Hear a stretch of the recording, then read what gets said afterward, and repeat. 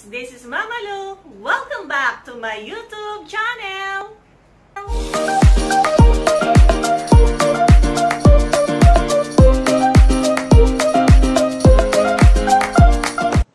Today we're going to talk about addition and subtraction of radical expressions. But before we talk about that, let's review fractional exponents. Let A be any real number and n be a positive integer greater than 1. Then, A raised to 1 over n is equal to nth root of A. You will see that the base on the left side becomes the radicand of the radical expression. And the denominator of your fractional exponent becomes the index of the radical expression. And the numerator is the exponent of the radicand. This one is also similar to A raised to m over n is equal to nth root of A raised to m. Or that's also similar to the nth root of A quantity raised to m. Okay? So we should not forget that. If you have the radical expression, nth root of A, so when you change it to fractional exponent, that becomes A raised to 1 over n. Remember, the index of the radical expression is the denominator of the fractional exponent. Radicals with the same index and the same radicand are called similar radicals. Okay, so the example are similar radicals. 2 square root of 2 and 5 square root of 2. They have the same index. So the index of the given pair is 2 and the radicand is 2. Okay? Another example, square root of 3xy and negative 18x cubed square root of 3xy. So they have the same index, which is 2.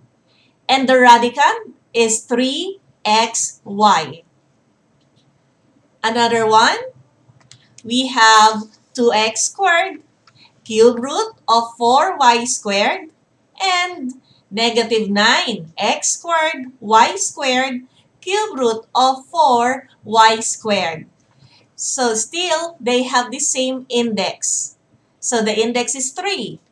And the radicand is 4y squared. Another example, we have 2 square root of 3 over 7 and 5 square root of 3 over 3. Your index is 2 and the radicand is 3. So all of these examples are similar radicals. They have the same index and the same radicand. Only similar radicals are combined. So ibig sabihin yan, the algebraic sum of 2 or more similar radicals can be expressed as a single radical. Okay, so let's try to combine into a single radical. Number 1, 3 square root of 5 plus 7 square root of 5. Since these are similar radicals, they have the same index and they have the same radicand, so we can combine them. So therefore, we are going to add 3 and 7. So 3 plus 7, then the radical is square root of 5. So therefore, this is equal to 10 square root of 5. Okay, another one. We have 3 fourth root of 2 minus 6 fourth root of 2. So this is equal to 3 minus 6 fourth root of 2. What is 3 minus 6 equal to? Alright, that's equal to negative 3. So we have negative 3 fourth root of 2.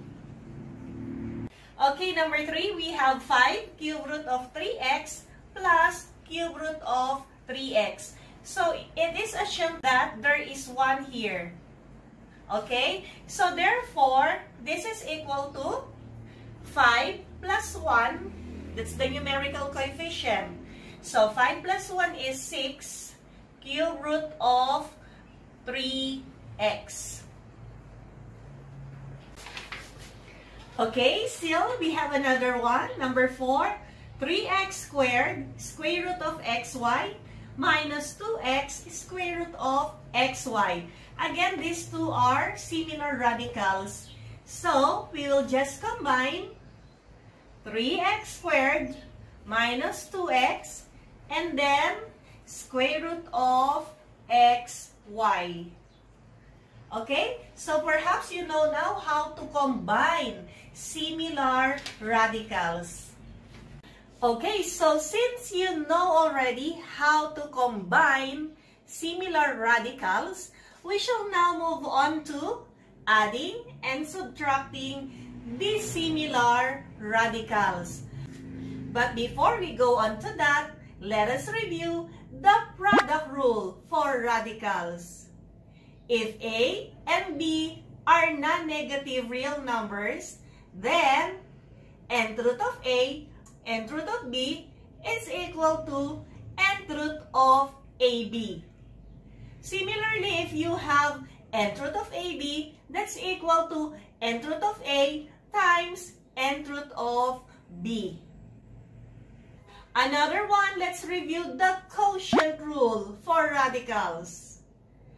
If A is greater than or equal to 0, and B is greater than or equal to 0, then nth root of A over nth root of B is equal to nth root of A over B.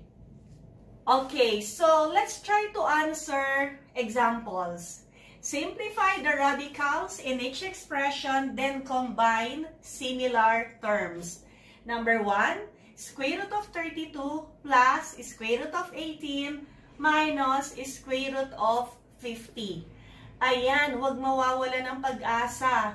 Mukha silang not similar, di ba? Yes, they are not similar because they have the same indices but they have different radicals. But remember class, radicals which are not similar may become similar when they are simplified.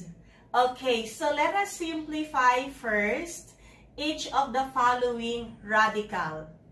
Okay, so I'm going to teach you this method na ginagamit ko noon pa man. Alright, so we have square root of 32. So, let us factor 32. Yung prime factorization, do you remember that in some of my videos? That's my favorite. So, what is the smallest prime number that can divide 32? Alright, so that is 2. 32 divided by 2 is 16. Right?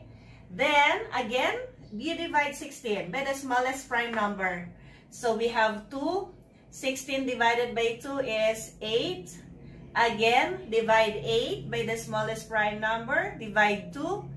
8 divided by 2 is 4. Then, 4 divided by 2 is 2. 2 divided by 2 is 1. Until you reach 1. Alright? So, 32 is equal to 2 to the 5th power. So, let us write that like this. Square root of 2 to the 5th power. Okay? Plus, let's have 18. Let us express it as a product of prime factors. So, 18 is divisible by 2. 18 divided by 2 is 9. 9 is divisible by 3. 9 divided by 3 is 3. Then, 3 divided by 3 is 1. Remember, this should be all prime numbers. Okay? So, 18 is equivalent to square root of 2 times 3 squared. Alright? Minus, okay, let's express 50 as a product of 5 prime factors. So 50 divided by 2 is 25. Then 25 is divisible by 5. So 25 divided by 5 is 5. Then 5 divided by 5 is 1. So we have here the square root of 2 times 5 squared. Okay? Now, we have to break down each of the radicand here, no? I-break down natin so that the exponent of the radicand inside, the exponent of 2, will be divisible by the index, which is 2. Alright? So, we will rewrite this as 2 to the 4th because 4 is divisible by the index. Okay? By the index of 2. Times 2 to the 1st. Okay? 2 to the 4th times 2 to the 1st is 2 to the 5th. Okay, next. Okay, so this is fine. So we just write 2 times 3 squared minus, this is fine also, square root of 2 times 5 squared. Okay, so let's clean this part. Okay, so we have this. So remember the product rule. If you have nth root of AB, diba, that is equal to nth root of A times nth root of B. So this can be written as square root of 2 to the 4th times square root of 2 to the 1st plus square root of 2 times square root of 3 squared minus square root of 2 times square root of 5 squared. Okay? Now, let's have this first. Square root of 2 to the 4th. If you're going to change it to fractional exponent, this will become 2. Okay, the exponent becomes the numerator and the index becomes the denominator. So that is 2 raised to 4 over 2 or simply 2 raised to 2. And 2 raised to 2 is 4. So we have 4 square root of 2 plus, okay, let's do this first. Square root of 3 squared. So that's the same way when we change it to exponential, that is 3 raised to 2 over 2 or simply 3 raised to 1 or that is 3. So we have 3 square root of 2 minus, okay, let's take this first. What is the square root of 5 squared? So the same with this one. So that is 5 square root of 2. So, after simplifying them, we were able to show that they are similar. Okay? So, since they are similar, you can now combine them. So, we have 4 plus 3 is 7, minus 5 is 2. So, your answer is 2 square root of 2. Okay, is it clear? Okay, so let's try another example. Number 2, square root of 4ab cubed minus square root of 16a cubed b minus square root of ab. Again, they are dissimilar. So we're going to simplify them para maging similar sila. Okay? So, we have 4 here. Okay, so 4 divisible by 2. So, 4 divided by 2 is 2. 2 divided by 2 is 1. So, 4, we're going to express it as 2 squared. Okay, times A times b cubed minus, okay, we have 16. So, let us express it as a product of prime factors. So, 16 is divisible by 2. So, we have 8 divided by 2. We have 4 divided by 2. We have 2. Then, 2 divided by 2 is 1. So, 16 is 2 to the 4th a cubed b minus, okay, there's nothing to be simplified. It's to the first power, okay? Okay, so if we're going to apply the product rule, so we have square root of 2 squared times the square root of a times the square root of b cubed. So let's break down b cubed. So b squared times b. You mastered this already, madali na, no? You do not have to write this anymore. At once, makukuha mo yung sagot. So, minus square root of 2 to the 4th times square root of a, let's break down a cubed.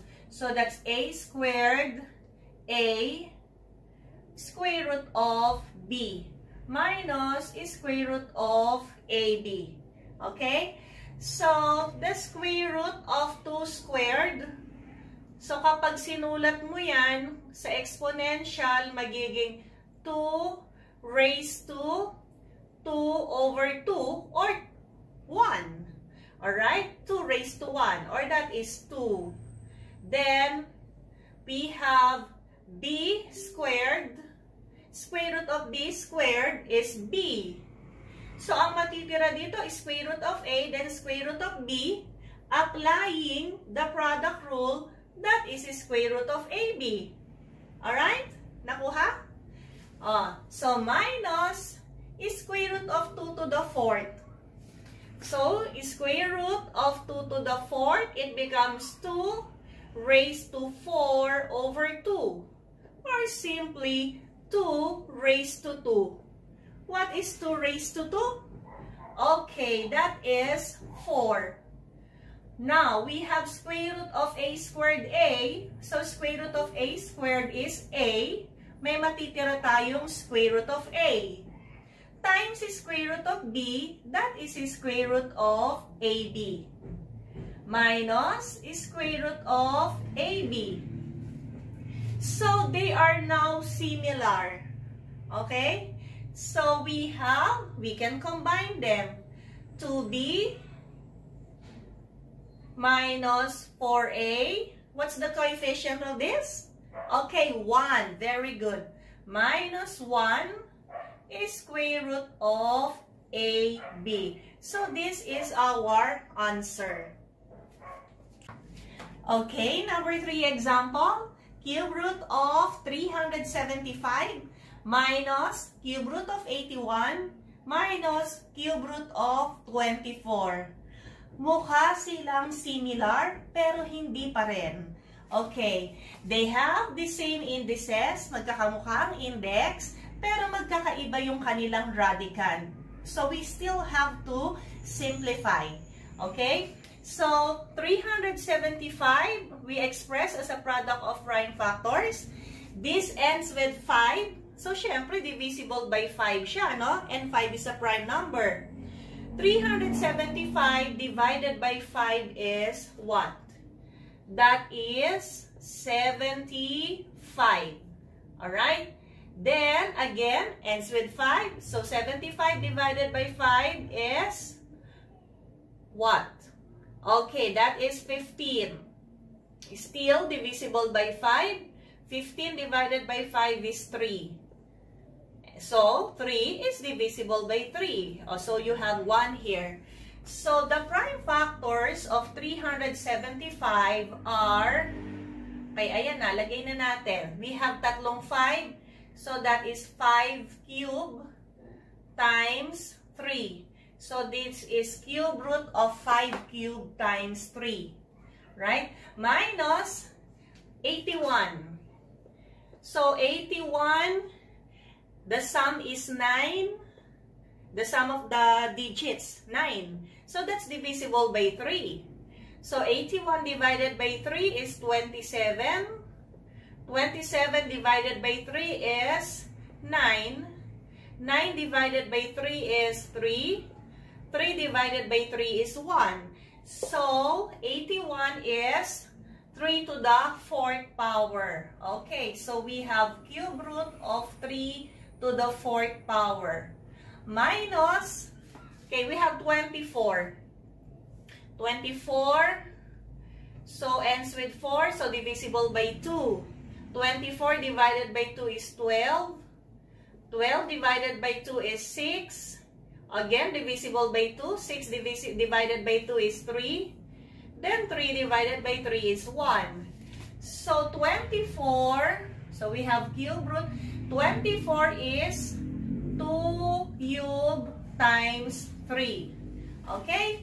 So, i-break down natin kasi applying the product rule for radicals.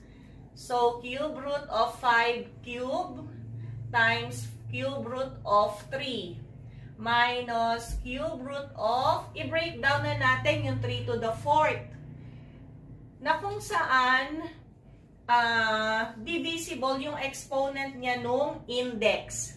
So, pwede mo siyang hatiin sa 3 cube times 3 to the 1st. Okay? 3 cube times 3 to the 1st is 3 to the 4th. So, ihiwalay na natin yung isa, applying the product rule. So, cube root of 3 to the 1st. Minus, okay, so pag hiniwalay natin, cube root of 2 cube times cube root of 3. So, cube root of 5 cube, o ayan nga, cancel na. So, that is 5. 5 cube root of 3. Minus cube root of 3 cube, so that is 3. 3 cube root of 3 to the 1st. Minus cube root of 2 cube, that is 2. Cube root of 3. Now, are they similar? Ayan, similar na sila. Okay, same radicand, same index, so similar. Let's combine. So we have 5 minus 3 minus 2 cube root of 3. 5 minus 3 is 2 minus 2. Oh, that is 0. 0 cube root of 3 or 0. Okay?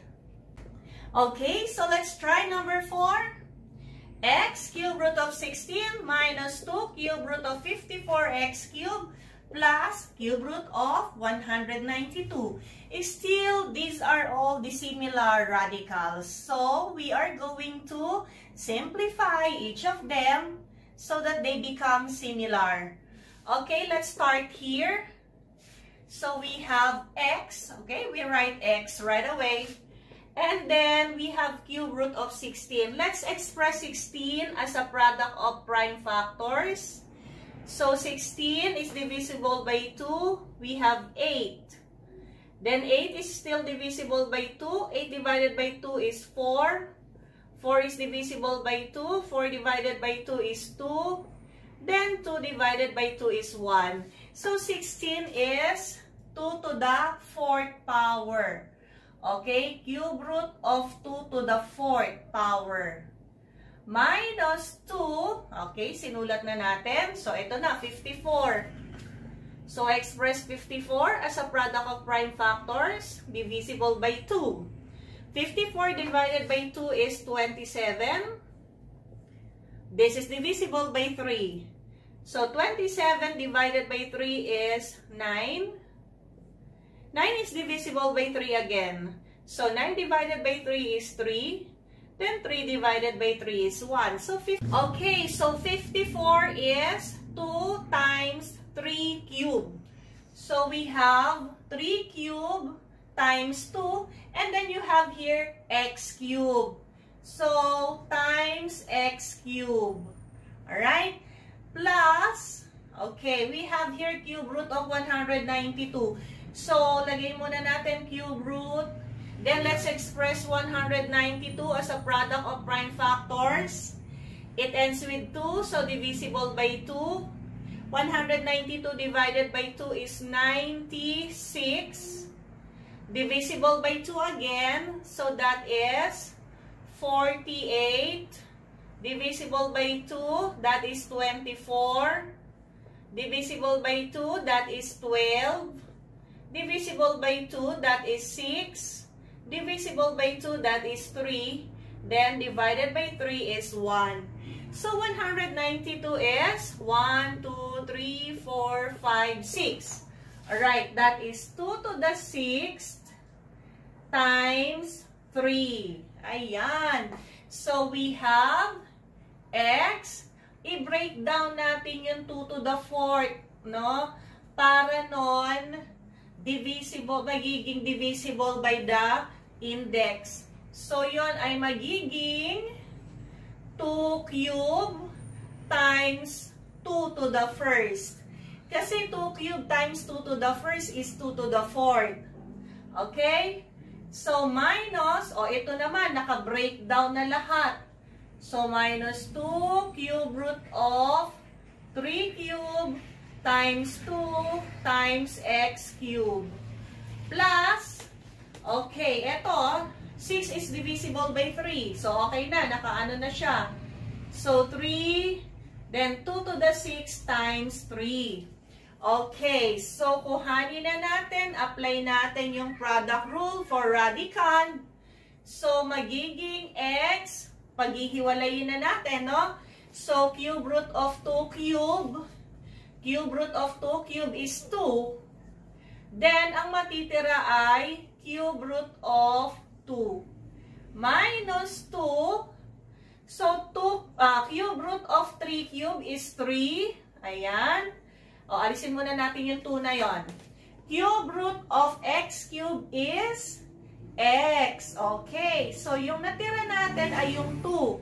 So, cube root of 2 plus cube root of 2 to the 6. Product rule, ha? So, 2 raised to 6 over 3, or that is 2 squared times cube root of 3. So, x times 2 is 2x, cube root of 2, minus 2 times 3 is 6, times x is 6x, cube root of 2, plus 2 to the 2 squared is 4. Okay? Cube root of 3. Now, you will see na itong dalawa lang na to ang similar terms. So, yun lang ipag-combine natin. So, we have 2x minus 6x. Okay? Cube root of 2 plus 4 cube root of 3. 2x minus 6x is negative 4x. Cube root of 2 plus 4 cube root of 3. You cannot combine them because they have dissimilar radicand. Kailangan magkamukha para mapagsama yon. Okay? So, that's number 4. Okay, number 5, we have the square root of x cubed over 8 minus the square root of 27 over 8. Magkamukha ng index, pero magkaiba ng radicand. So, they are not similar. So, let's simplify them at baka sakali maipag-combine natin. Remember, ni-review natin kanina yung quotient rule. Okay, so let's apply the quotient rule here. So, we have square root of x cubed over square root of 8 minus, okay, applying the quotient rule, square root of 27 over square root of 8. Ayan. Okay, so we have square root of x cubed over, so kapag break down natin yung x cubed, it becomes x squared times x. So, square root of x squared times x. Then, 8 So 8 divisible by 2, we have 4. Divisible by 2, we have 2. Divided by 2 is 1. So 8 is 2 cube. 2 cube, di ba? So i-break down na natin kasi square root ito. So that is 2 squared times 2. Minus, alright, square root of 27. So 27, dito ko na lang lagay. Okay, divisible by 3, that is 9. Divisible by 3, 3 divided by 3 is 1. So 27 is 3 cube. Yung 3 cube ay pag break down natin kasi squared yung ating index. So that is 3 squared times 3. Okay, then 8 natin ay 2 squared times 2. So, square root of x squared times x, that is x square root of x over square root of 2 squared times 2, that is 2 square root of 2, minus square root of 3 squared times 3 is 3 square root of 3, and this is 2 square root of 2. So, magkamukha ng denominator. So, they are similar fractions, no? So, we have here 2 square root of 2. Okay, so since the same denominator, so yung numerator na lang, no? We combine the numerator. So, x square root of x minus 3 square root of 3. We cannot put them together because they are not similar. So, this is the final answer. Okay? So, x square root of x minus 3 square root of 3 over 2 square root of 2. Okay, so I hope you learned something from our lesson today. So, dun po sa mga bagong viewers, please do not forget to click the subscribe button and the notification bell para ma-notify kayo every time I post videos. Guys, maraming salamat nga pala dun sa lahat ng subscribers na patuloy na nanonood ng mga videos ko. Okay? Kay Noob King, hi! So, bye everyone! See you next!